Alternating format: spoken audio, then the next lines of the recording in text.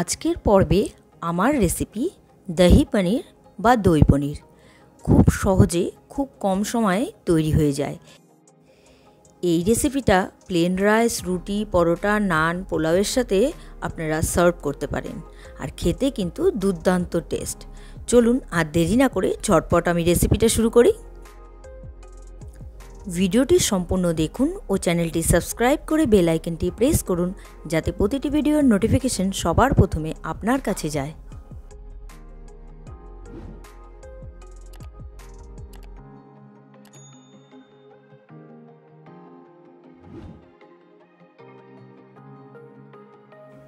আমি পনিরের রেসিপি বানাবো, সেই জন্য নিয়ে নিয়েছি পনির। এখানে পনির আছে 200 গ্রামের মতো।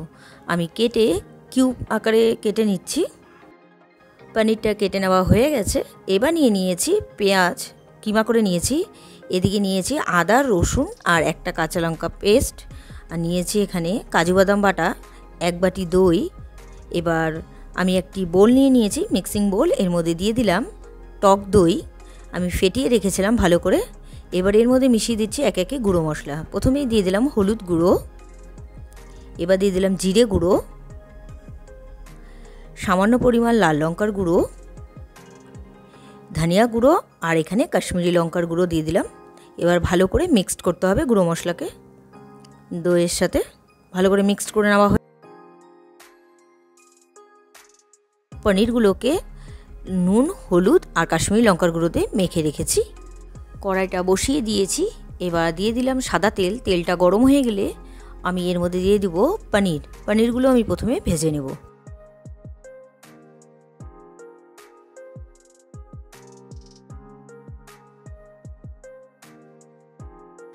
আমি লাইটলি ভাজবো, পনির কিন্তু খুব বেশি ভাজা যাবে না। পনিরটা ভেজে নেওয়া হয়ে গেছে, আমি নামিয়ে দিচ্ছি। একইভাবে বাকি পনিরগুলো আমি ভেজে নিয়েছি। এবার কড়াইতে আবারও তেল দিয়ে দিয়েছি। তেল গরম হয়ে গেছে। এবার আমি দিয়ে দেবো তেজপাতা, শুকনো লঙ্কা। একটু নাড়াচাড়া করে এবার দিয়ে দেবো গরম মশলা। আমি গরম মশলা হিসেবে এখানে এলাচ আর লবঙ্গ নিয়েছি।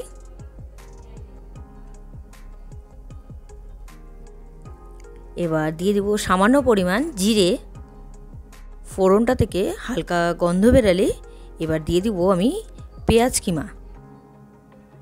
এখানে একটা বড় সাইজের পেঁয়াজ আছে।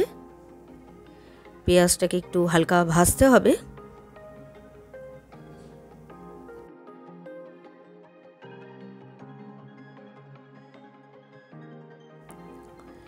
পেঁয়াজটা ভেজে নেওয়া হয়ে গেছে, একদম হালকা ভেজেছি গোল্ডেন কালারে।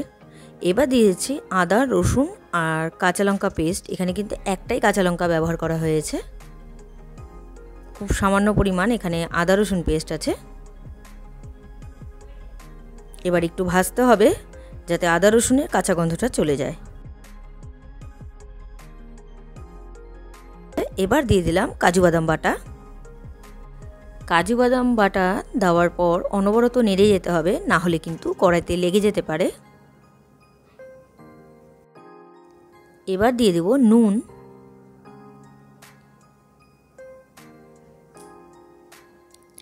আমি দইয়ের সাথে সমস্ত গুঁড়ো মশলা মিক্সড করে রেখেছিলাম, এবার সেই মিশ্রণটা দিয়ে দিচ্ছি।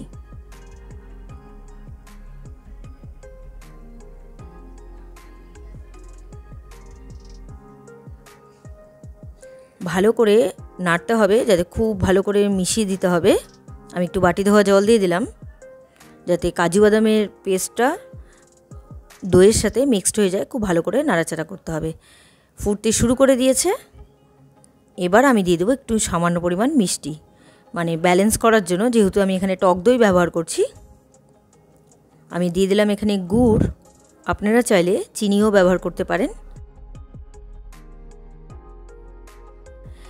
ফুটে গেছে। এবার দিয়ে দেবো ভেজে রাখা পনির। খুব বেশি সময় লাগে না, একটু ভালো করে মিক্সড করে দিব। মিক্সড করে দিয়ে আমি হালকা ঢেকে দেব। এবার আমি ঢেকে দিচ্ছি, আর ঢেকে দেওয়ার সময় কিন্তু গ্যাসের ফ্লেমটা একদম লো করে দিয়েছি। এবার ঢাকনাটা খুলে দিচ্ছি। রান্নাটা অলমোস্ট হয়েই এসছে, গ্রেভিটাও অনেকটা শুকিয়ে গেছে। এবার দিয়ে দিচ্ছি কসুরি মেথি। আমি শুকনো খোলা একটু রোস্ট করে নিয়েছি কাসুরি মেথি, তারপর হাতে একটু ক্রাশ করে নিয়ে দিয়ে দিয়েছি।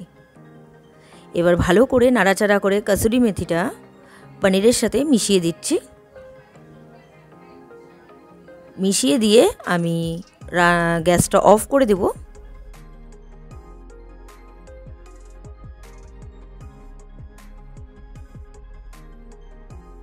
তৈরি হয়ে গেল দহি পনির বা দই পনির।